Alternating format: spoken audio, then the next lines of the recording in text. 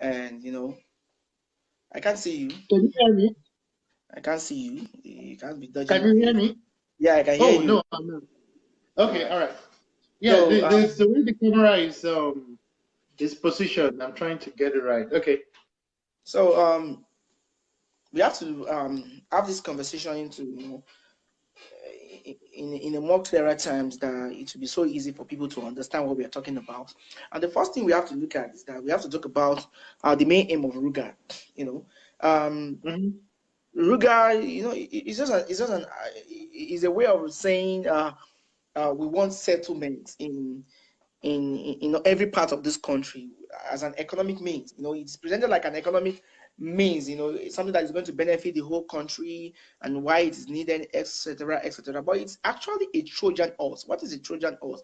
A Trojan horse can be said in Yoruba to be agbodegba, right?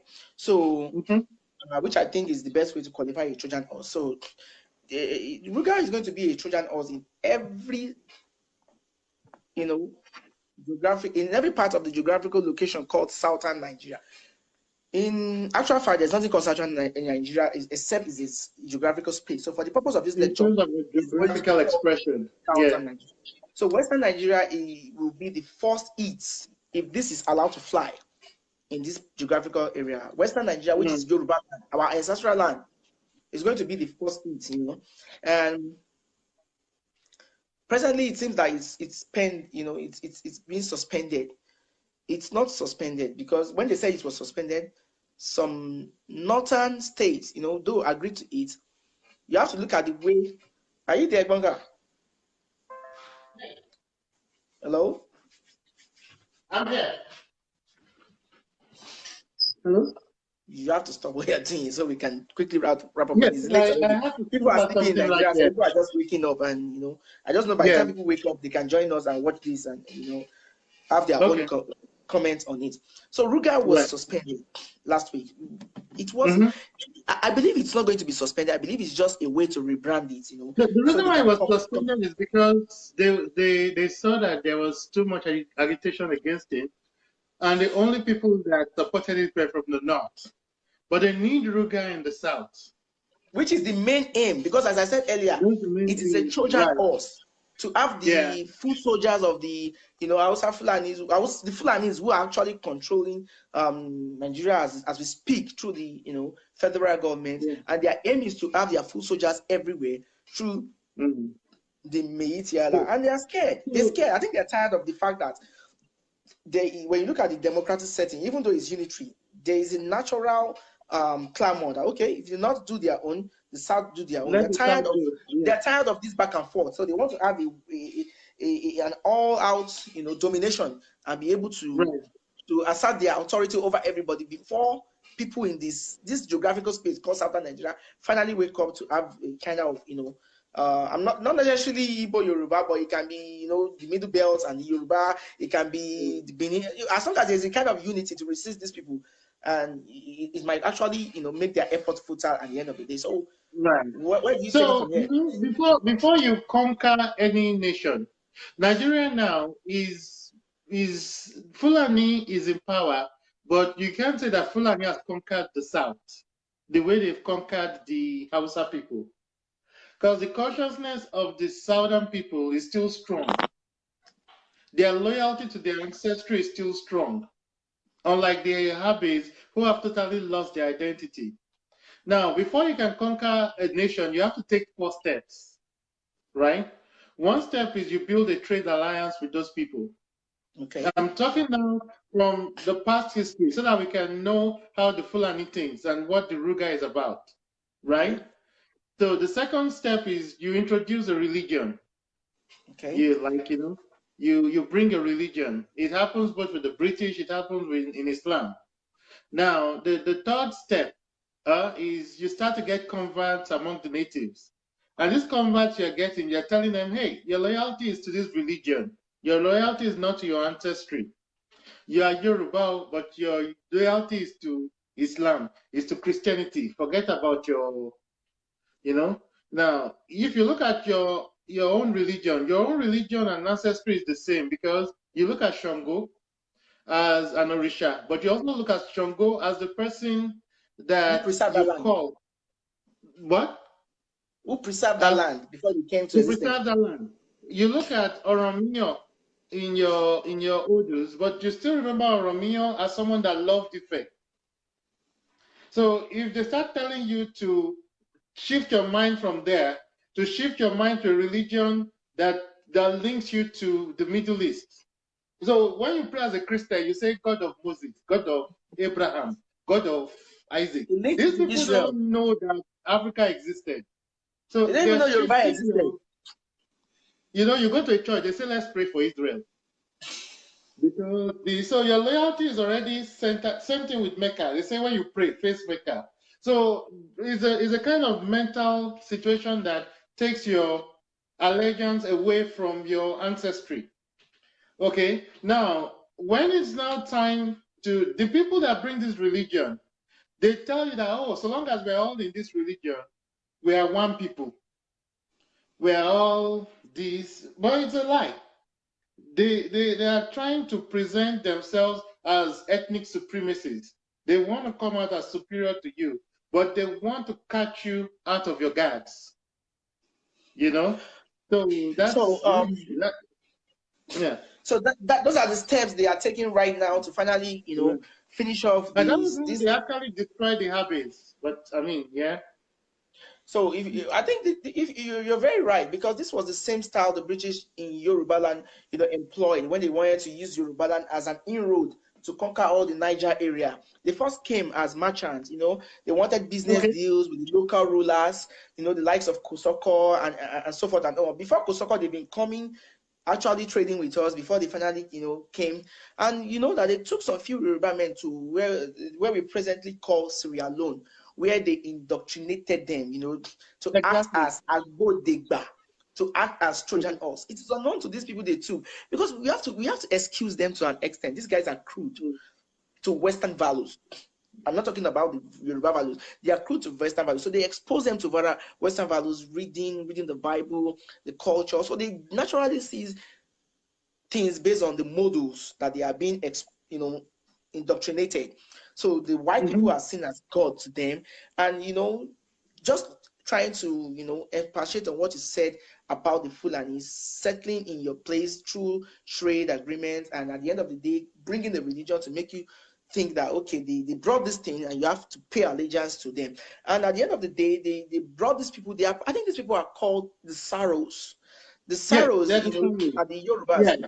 Are the Yorubas from indoctrinated from Sierra Leone. These men some of them still live in Lagos today. Examples of their name are the Sapara Williams of Yeah. today, the Dohertys. You look at the Right. Bank Anthony, an extension to Absolutely. the most recent of them is about Olayinka Macaulay, Ajayi Crowder as well. Ajayi Crowder was a Christian, a proper Yoruba man who was properly indoctrinated and properly used to carry out the white supremacy, the British supremacy in Yoruba through the he codified their language. He introduced Christianity. He was able to recruit more Saros, because now we have to call them Saros, more Right. Trojan horse, So he was able to recruit more people through and spread the gospel of Christianity across southern Nigeria. Because after they are done with their job in Yorubaland, they move to the Nupe, they move to the Iboland. The Igbo always boast of the Bible. It was because Ajayi Crowther was a man they used to finally get there to give them the Bible and civilize them to an extent. However, Ajayi Crowther did not stop there. I think at a point, he needed Yeah, he help was from campaigning for the British to come over and take Lagos. to come and take Lagos finally, because the Yeah, yeah, British were just doing their thing at a slow pace, because it was a company, the Royal Niger Company, that was doing all these right. things then. So he went to England to talk to the Queen. The Queen was initially reluctant, but the Queen was very reluctant initially, but he pressured the Queen that we need to take over this place. And at the end of the day, the Queen was convinced, and I think it was 1851 they finally came to bombard Lagos, Yes, that's correct. and That was when they invaded they Lagos. Yeah. They enlisted the Saros, which are the Agbodegbas, into the navy. They sacked the Lagos monarch. If you look at it very well, a lot of people don't know this. Lagos was not an easy place to overrun, because there's a man called Kosoko. Kosoko had a standing army. You can read this in the book Yoruba World of the 18th century, 19th century. It's a fantastic book. Yoruba had a standing army of 40,000 men. I think it was built for him by the Portuguese. Yeah. If you can I think I have the book here. In case somebody wants to see, that's the book. I have it here too, but I think my friend is reading it right now. Yeah. So the book is presently $700 on Amazon. You can't even buy it. So it's very expensive. I was lucky to get it cheaper before then. So, Kosoko had a standing army of 40,000 people. If they bombard him today, we move away. He controlled a lot of trade routes to the hinterland of Yoruba, Ajashe and Co. He's a very rich man. So he will move away, we come back again, tackle them. And he went on back on and forth till, they used the Agbodegbas to finally subjugate him. And, I think they had a deal to place him on a kind of lifelong entitlement. Pension. Yeah. So, one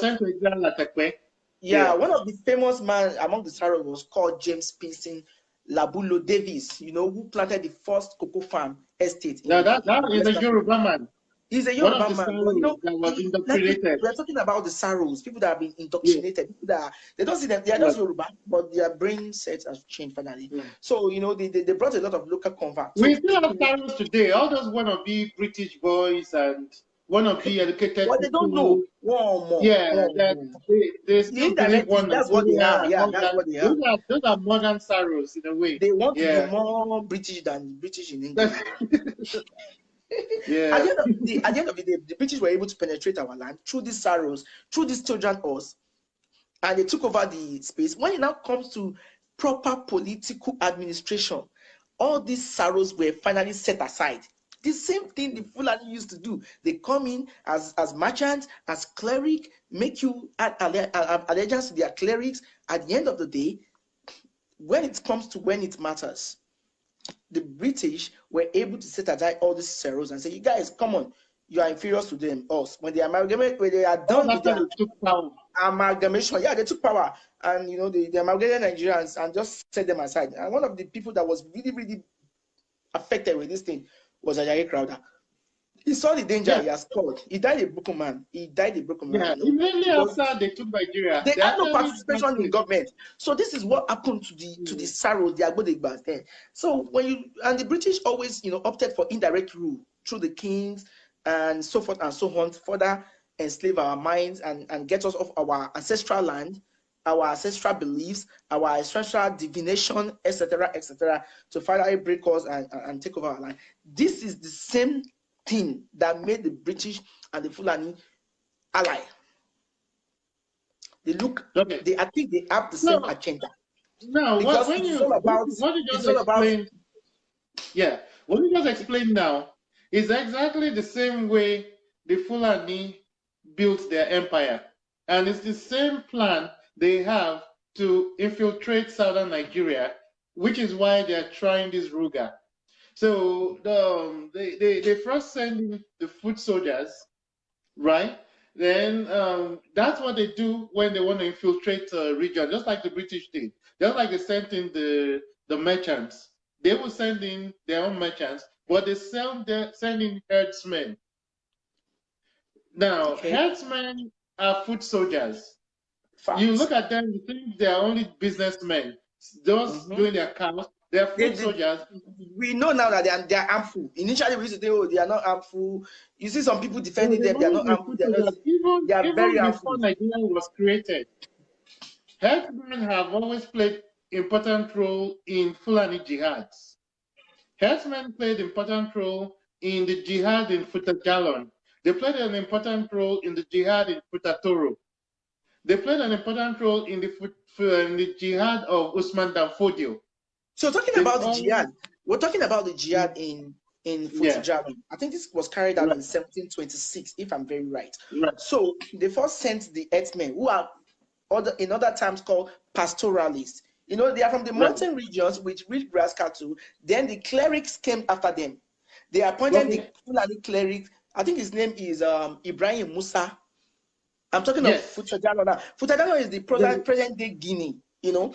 So he has a title of Karamo Afa, you know, he's the leader of all Muslims. His job was to launch a jihad, but they won't know. People around there won't know because it's an internal thing. It's a plan among them, and they are very, you know, they are very rigid when it comes to just losing out information. They don't just speak, you know. They have their what plans. people think is that happened in the olden days, and cannot happen again.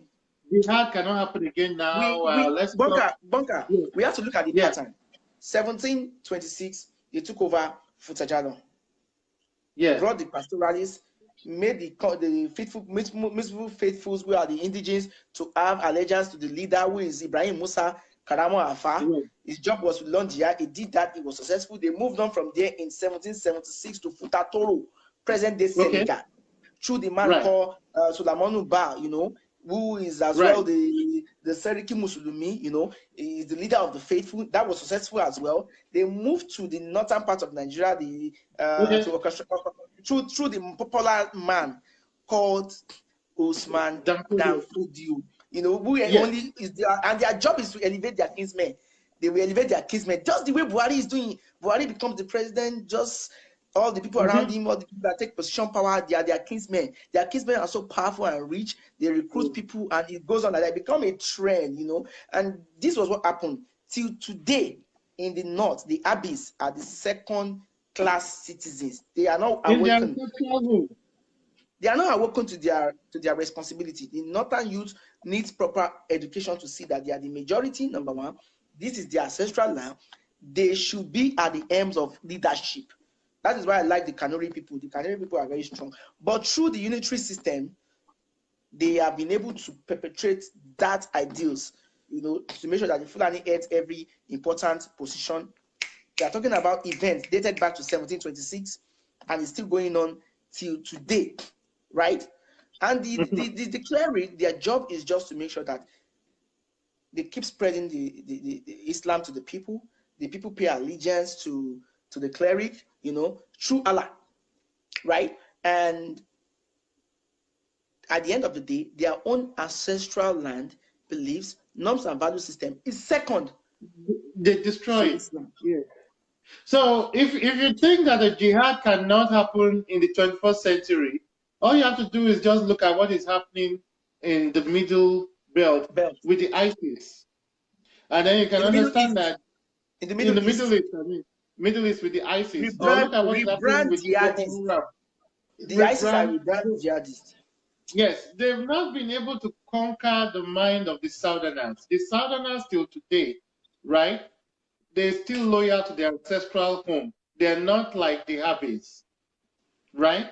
Now, this is something that is frustrating the Fulani people. They need to break you, to detach you from your ancestral belief. And that is what Ruga is planned to do. Let Ruga come in. And no, now, if Ruga comes in, right? Before you talk about Ruga, why don't you explain? Before you talk about that, why don't you explain what happened? You know, when Danfodio tried to invade the Middle Belt, Niger area, the Bogu soldiers, you know, things like that. People need to know. You know that was the 1800s. If Ruga is to happen now, in any southern part of Nigeria, the first place to fall would be our own side, Yorubaland. Do you know why? Yoruba already have a sizable group of Muslims that already look up to the Sultan. Just like the Christians too look up to the God of Israel.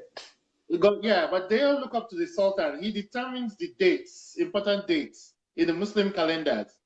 So when they bring in their Ruga, with it, they bring in clerics to that place. The clerics are now the link between the Sultan and the people. So do you see that structure? Yeah. At that point, at that point, that's a natural prey. Exactly. They make you confused. So you're now loyal to your religion. And at that point, if you're asked to turn your back on your ancestral home, you would. But at the end of the day, it's to promote Fulani supremacy. Just like the British promote their supremacy too when they took over. And just like the Fulani did in Hausa land. Did you know that a lot of Hausa people enlisted in Danfodio's army because they were Muslim faithfuls. A lot And they of went them. to Bogu. You know, they tried to invade the Bogu Right. people. But when Usman Danfodio finally got the Habe kingdoms, he did not give any Hausa person any role. He Just like kept it Buhari for his own people. is doing today. It's their way of life. Yeah. We know that's what Even we though are they things joined him, even though they joined him in the campaign, he turned them to slaves. Now, look at, they could not penetrate. They penetrated Ilorin, Kwara, Ilorin, all right, but because they did not send in something like Ruga, their headsmen, because they did not send in their clerics first, right? They weren't able to consolidate Ilorin. Ilorin became like a confederacy where all the people that lived there were loyal to their warlords. So why do people Right. call okay, let us look at it first. Around 1820, Right. Danfodio was not successful in taking over the Middle Belt, right? Right. The same Middle Belt that they are always killing today. Their resistance is so strong that I think it was the Bogu people that the son, what did the son call them? We said that they are devils of a stubborn nature. Devil That's of the what Sovereign. Usman Danfodio's son, Call because them because they twice tried when so many times to conquer Bogu. Now, the Usman Danfodio himself led the first campaign against I think it Bogu. was killed. Huh? It wasn't They successful. chased him back. They chased him back. It was finally killed. Yes, he was killed in one of the wars in Nupe. He got a wound there and he didn't recover. Yeah, but earlier there was one in Bogu, and that was in 1820. Yeah, but the failure in Bogu, he had to tell his people to migrate to other pagan land because they couldn't influence the locals. That is what I want people to understand in this conversation. They cannot influence the locals. So when you bring a religion, the locals did not fall for the people that Usman Danfodio sent over, like the to come and preach the gospel of Islam to them. They did not fall for it. They refused. They refused. So when he went to war, he could not win because there were no people on ground to help him in the campaign. Like the Hausas, a lot of Hausas were in Danfodio's army. Bogu people remained loyal to their leaders. Ancestral lands and leaders, yeah. So that's what that is what I want people to understand. That we all sit down today and say, oh, this one is this one is that. Norms and value system should be the main thing that our people should pay allegiance to. When you look at the likes of Shango, you look at the likes of Oromiyan, you look at the likes of Ifa, and everything that has to do with the Yoruba people. If we pay allegiance to it, the love that we have to it, there is no how we will not be emboldened or we will not put on the face of a proper self-preservationist. Okay, but when we take all those away and say, oh, these things are evil, there's what we call evolution. We all watch what happened in Japan recently when the emperor abdicated the throne. This is the most civilized people in the world, the Japanese people. Do you understand? They are very civilized. Japan is one of the most advanced countries in the world. They still have their emperor, who is akin to a king, right? He abdicated the throne, the son took over. They still pay allegiance to that throne, to that norms and value system. They did not throw it away and import the Bible and Quran and let that destroy their values and their way of life. So the Yoruba people have, first and foremost, about 45% of our population are Christian and other 45% are Muslim, while the British are doing their own through the Pentecostal churches, etc., brain drain and everything.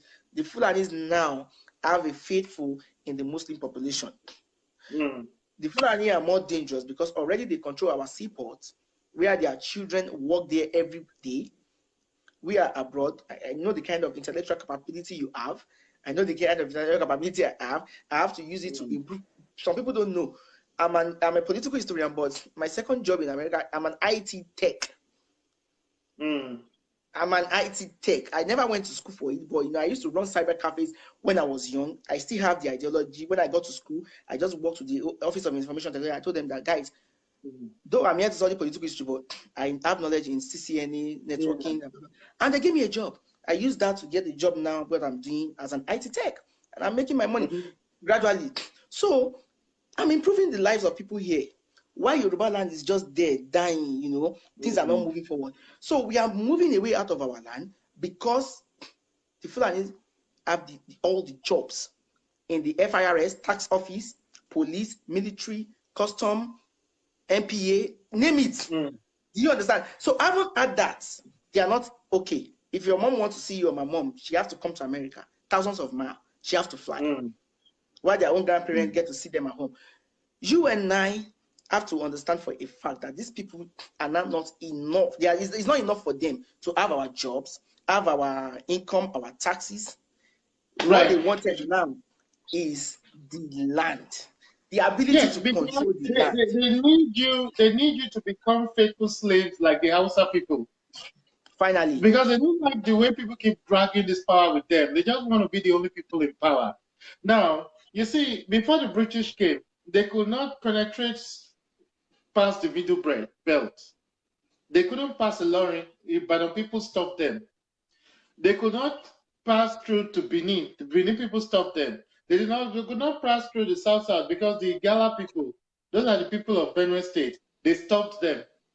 So apparently all the jihad stopped in the middle, but there was an obsession to get the jihad to the seashore. They wanted to get to the coast, you know. So that is what they are trying to complete now. So when they in fact, it's so bad that Fulani people from outside are part of it. Yeah, it's an all-encompassing project, because what they are doing now is that all the displaced Fulani outside Nigeria are being just shipped down to Lagos, shipped down to Iboland. All the other kingdoms, all the other places where the Fulani have conquered, they never forgave Fulani for what they did to them, how they enslaved them. And immediately after independence, they refused to give them the kind of power we have in Nigeria. Nigeria is the only place they are ruling. Nigeria is the only place where they've decided they want to consolidate. But we're still giving them problems in the south. Let's give people an insight into the Ilorin. The point, though, this is the point, right? We can't really deal with this issue until we talk about each region being able to monitor its space. Because look at it this way. And I had this situation on my page and people fought me about it and everything because they don't understand the logic in principle. And the Ibos cannot have mini communities everywhere, all across Nigeria. That's a very key point. The same rule that allow them to have mini communities everywhere, the same rule that allow them, the same law that allow them to have mini community everywhere, is the same law the Fulani is exploring now to want to have Ruga communities everywhere, if I'm right. Exactly. Right. So now you can't argue that, oh, this is why it's okay for the Ibos people to dominate certain parts, but it's not okay for the Fulani to dominate. Somebody even was arguing that, oh, they did it with their money. That's not the whole point. The point is, if they decide that this is where we want to settle down and raise our cattle, so long as there is Nigeria, and this constitution says Nigeria, people could move around, which was something that their own leader introduced to Nigeria, by the way. The person that introduced this law was Zeke, that no, when the British was leaving, they wanted to leave us as a confederacy. Let Yoruba people have their own, let Igbo. It was Zeke that said no. Now, you're saying that, oh, let's come together and solve this problem by Ibos and Yoruba fighting Ruga. After we finish fighting them, right? Who will tell Igbo to leave? I used to stand the ground that, oh, the same benefit that you're refusing the Fulani to have, you will still keep it. That is what I'm saying. So I was speaking to an Igbo man yesterday. He was talking about Ruga. Because this thing, we have to put it to our consciousness. There is another Ruga in Yorubaland already. The Ruga is that some set of people have a market, a mini city, dominated by themselves. It's a fact. They can vote. They can do anything that they want. It's a fact because of the constitution. If the Fulani now says, through the Ministry of Agriculture, which gives fertilizer to people for free, subsidy, We are using Well, this ministry to purchase it gives people seeds to plant seeds, cocoa. to plant cocoa. Yeah. To do, let us. It's more of nuts. That ministry is more of nuts. So, plant cocoa. Yes, you are right. Yeah, you are very right. You are very right. You are very right. So, if this ministry says we are buying land in Iboland and we are going to settle the Fulanis, there is nothing they can do about it unless we destroy that constitution. If this rule say we are buying land in Yorubaland and we are going to settle the Hausa Fulani, the Fulanis, there is nothing we can do about it because that constitution allows everybody to move freely. Now, if a constitution is in place like that, and Igbo man was telling me, what is the Yoruba demand? I said, a return to regional autonomy. He said, we support you. I said, do you know the meaning? He said, what is the meaning? I said, the meaning is that you have to pay 15 years tax in your private business and present it before you go to Yoruba Independent Electoral Commission to obtain voting card. He said, I've been voting since 1998. I just laughed at him. I said, because you are under a unitary arrangement. Once we have our region, we revert back to Yoruba constitution, which is going to be different from the Nigerian constitution, right? And you have to present us a 15 years tax of proper business, right? So this is where it gets tricky. This is where it gets tricky. And he said, no. No. That is, I'm going to say two things that's going to shock you. Okay.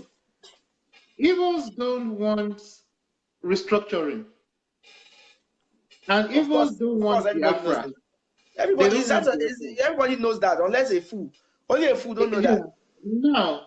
So if you come to an Igbo man and say, hey, this Ruga is ridiculous, let's all fight and say we want restructuring so that our regions can be the ones to break this law. They will say no. They say no. Let's fight Ruga, but let's leave things the way they are. But they have already Rugalized the whole Yorubaland with their mass migration. They have mass migrated to Yorubaland. Now, this is the argument again. This is another argument again. You feel like the enemy that is hitting you from the back door is better than the enemy that is showing you to his face that is an enemy. Thank you. This is where the danger lies, right? The person that comes at night to come and rob you, rape you, yeah, the person that robs your banks. Look at Union Bank. The story of Union Bank, right? You know Union Bank. Some Ibos defrauded a bank in Brazil and crashed that bank. The bank faded off. It doesn't exist again. Okay. They now carried that money, used it to buy Union Bank. Wow. They bought. Look, go and recite this story. One of the men in that thing died. His wife refused to release the money, went to jail. When she came out from jail, Ibos went to bring her out of jail with drums. That woman was a commissioner for environment in Imo State during the time of this last governor. Wow. What's the name? So I'm telling you, no, but they are telling, no, but so when someone comes to my page and tells me, this person, not only Union Bank, they bought a lot of real estate on the island. Now, do you see all those things that happen in South Africa? Those people that do drugs, right? When you started looking at their assets, many of them have assets in Lagos.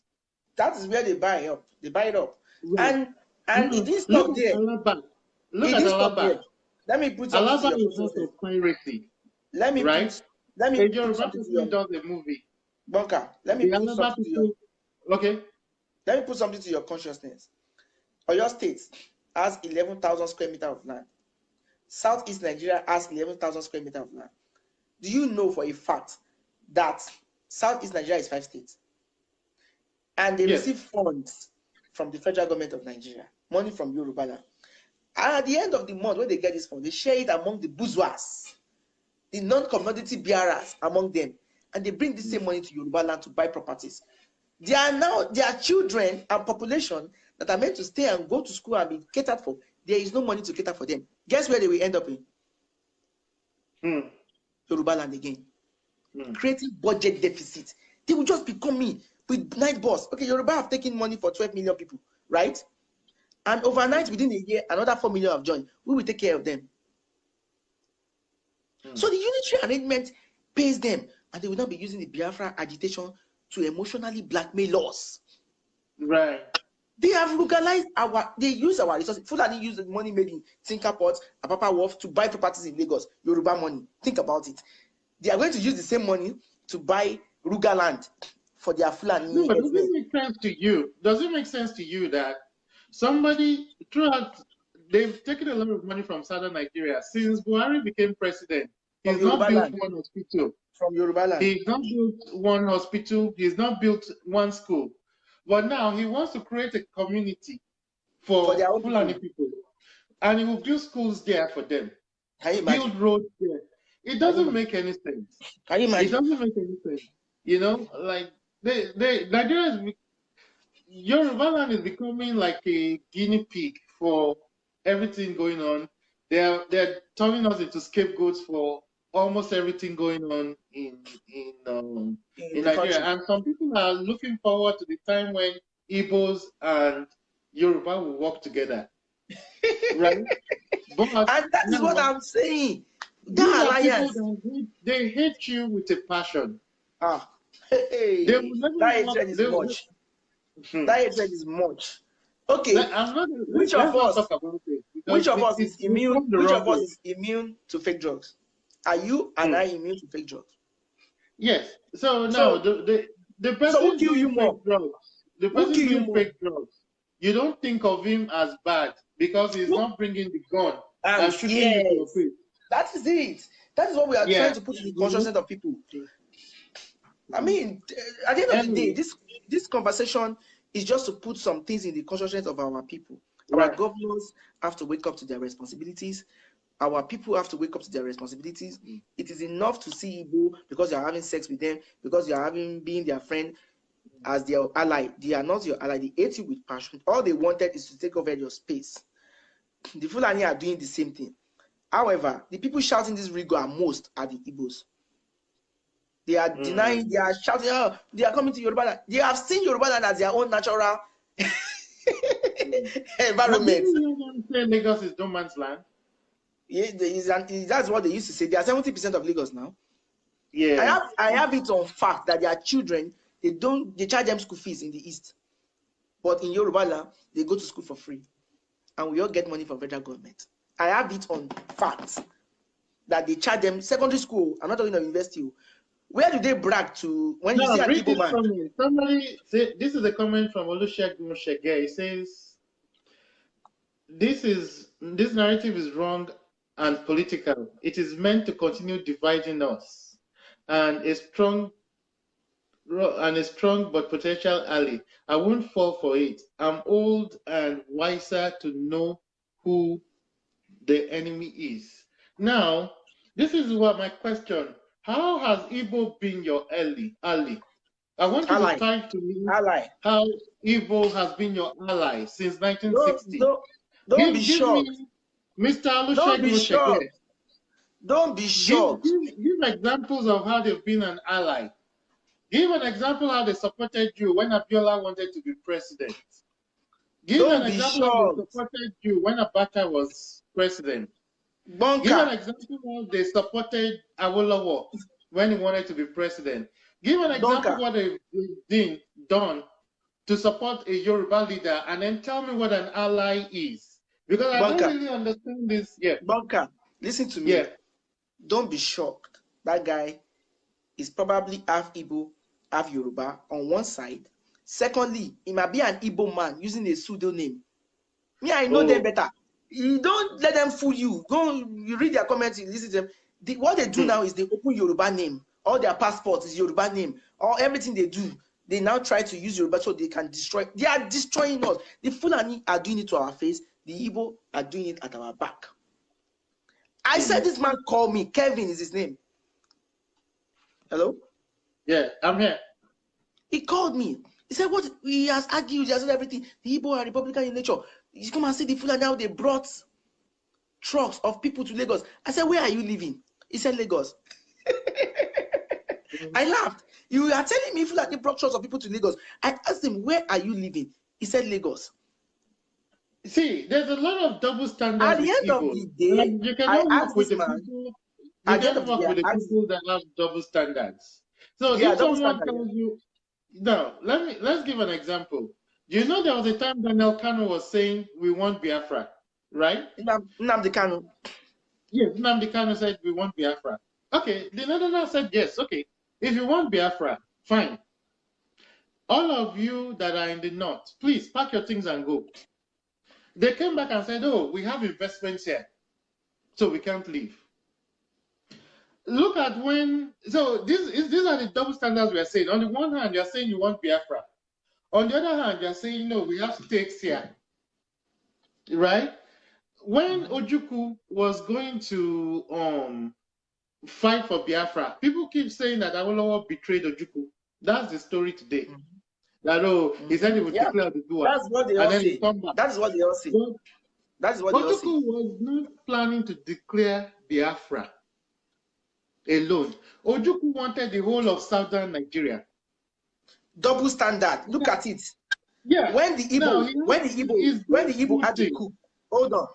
When the Igbo, to buttress your point, when the Igbo had the coup and their dominant race for 6 months, they don't want Biafra. Immediately the table turned and they became second-class citizens to Fulani when they countered the coup. Now, they don't want the same rule they applied to everybody in January 1966 to be applied to them by June 1966. Exactly, because they said they wanted, Ronsi came and said, no more federalism, it's unitary system. Abi? Which was what Zik wants all along. All along. Now, just the same year, because it's not an Igbo man in power again, they went up and said, we don't want unity. So how are they your ally? How are they your ally? These are people that are never on one, they don't apply principles. You see what you said now is exactly what is happening with Ruga.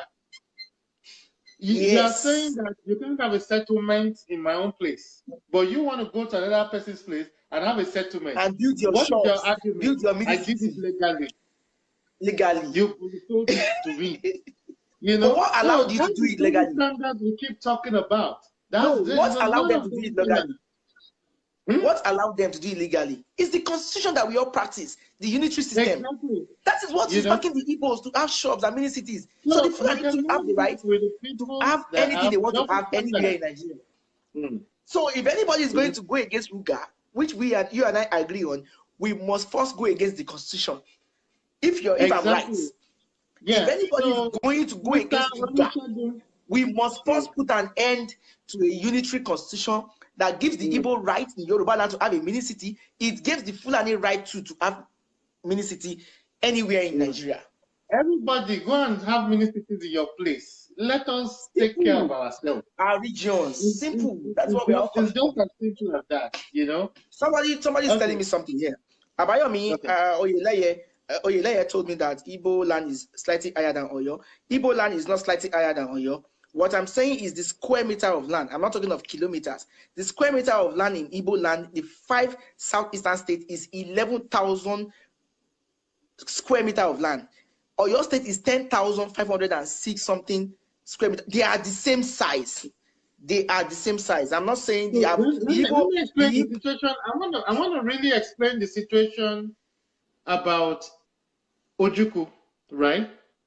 Do you know that while Ojukwu was saying, "Oh, why people are being marginalized, I want Biafra," he got a guy, a Yoruba man by the name Victor Banjo.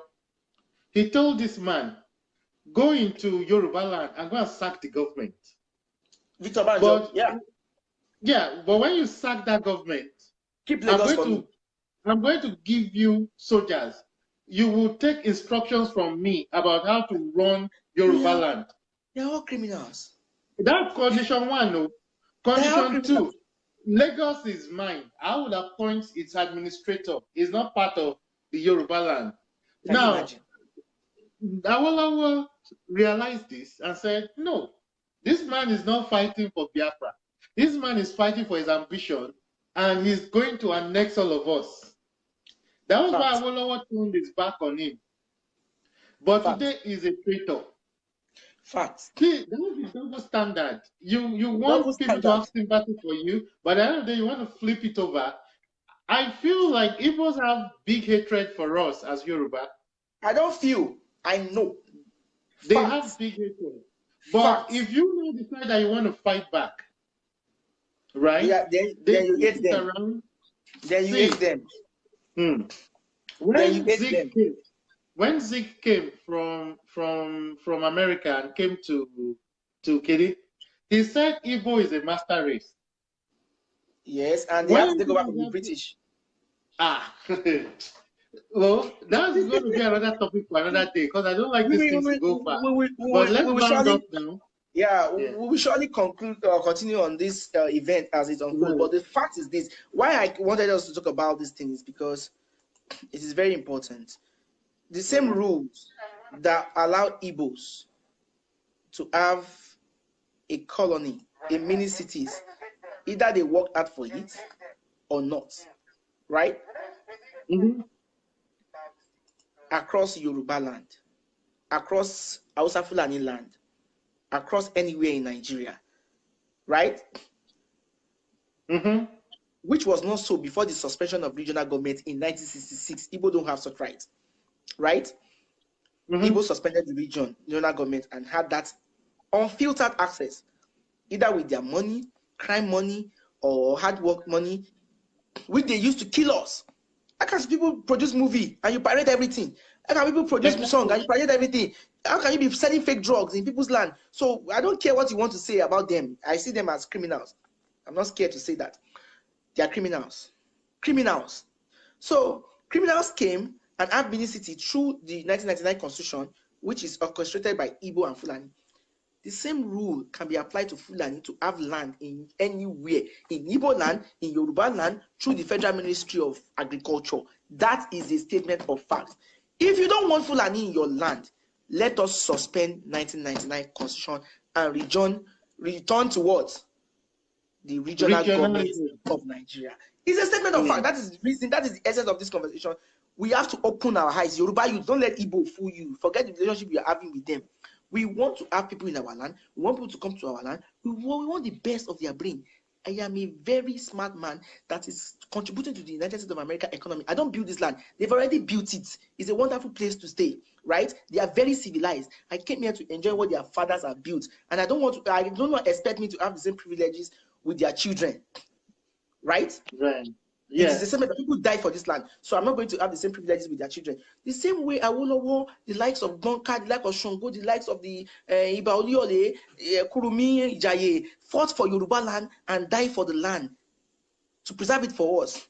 But today, Igbo have better privilege, or almost the same privilege with me in Yoruba land through the regional system, through the unitary system of government that we practice. So if any Yoruba want to be alive to their responsibilities, our governors, our senators, and our people, Christian or Muslim, please think Yoruba first and let us return Nigeria to regional system. Then there will be no Ruga and no Ibonization. Ibonization is worse than Fulanization.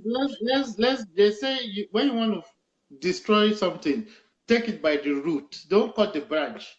Thank When you you. attack Ruga, you are cutting a branch. Take the whole root, you know. So And let us end this thing once and for all. yes, this is where we're going to round up for today. But I mean, we're going to go on with other topics in future. But I mean, thanks for coming online, Diana. Igbo will come for you. No, I'm used to it. I'm used to it. But I mean, I don't do things out of hate. But I am a It's the Yoruba fact. first before Yeah, I am a Nigerian. It is it's my a fact. immediate, instant identity. That is a fact. Yoruba gave me my identity, even though Nigeria gave me my nationality. But I hold my identity more important than my nationality. That nationality. That is my core. Yeah. Anyway. Thank you, Bunker. So So thank you. See you later. I appreciate your time. Have a good night. All right. Bye.